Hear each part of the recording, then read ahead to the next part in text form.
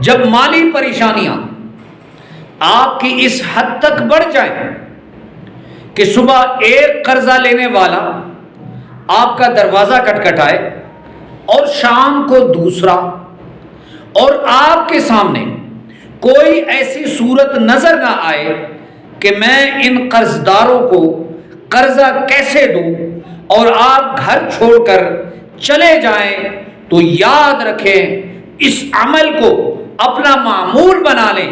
انشاءاللہ العزیز اللہ رب العزت آپ کی مالی پریشانیاں بھی دور فرمائیں گے اور آپ کے قرض کے لیے غیب سے اسباب پیدا فرمائیں گے۔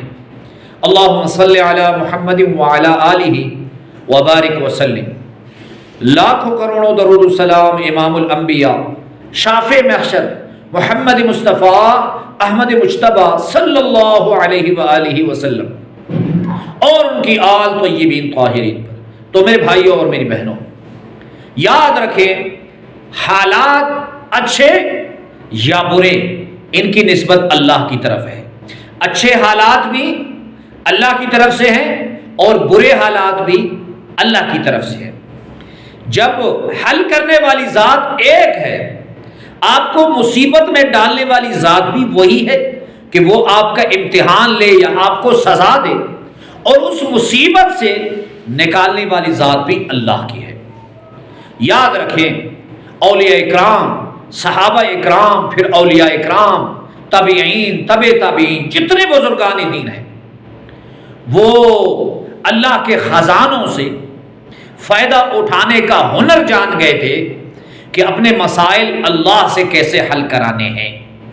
اور یاد رکھیں اگر آپ میں سے کوئی چاہتا ہے کہ میرے مسائل حل ہو تو جو عمل بھی کرے، جس عامل کا عمل بھی کرے، جس کتاب میں دیکھ کر بھی عمل کرے، اس عمل کے ساتھ دو چیزیں ضروری ہیں۔ ایک اس عمل کی پابندی اور دوسرا صوم و صلاۃ، نماز کی پابندی۔ بہرحال یہ آج کا جو عمل ہے الحمدللہ کئی مرتبہ میں اس کو کر چکا ہوں اور بہت ہی طاقتور عمل ہے۔ مالی پریشانیاں جب آپ کو بے بس کر دے تو آپ اس عمل کو آزمائیں۔ آپ نے کرنا ایسے ہے، اللہ کے 99 نام ہیں، ان ناموں کو آپ نے ہر نماز کے بعد، اور صبح کی نماز تو لازمی، صبح کی نماز کے بعد اس کو آپ نے لازمی کرنا ہے۔ اس کو آپ نے ہر نماز کے بعد صرف ایک مرتبہ پڑھنا ہے، اور پھر دعا کر لینی ہے اپنی مصیبت، اپنی پریشانی، اپنی قرضوں، نوکری نہیں مل رہی اس کے لیے ہے، رشتے نہیں آ رہے اس کے لیے ہے، مالی پریشانیاں ہیں ان کے لیے دعا کرے، پھر ظہر کے بعد پڑھے، پھر عصر، پھر شام، پھر مغرب کے بعد ایک مرتبہ اس عمل کو ہر نماز کے بعد کریں۔ 5 منٹ آپ کے لگیں گے اور اس کے بعد دیکھیں اللہ رب العزت کیسے غیب سے آپ کی مدد فرماتا ہے۔ اس عمل کی آپ کو اجازت ہے۔ اللہ ہم سب کا حامی و ناصر ہو۔ وآخر دعوانا ان الحمد للہ رب العالمین۔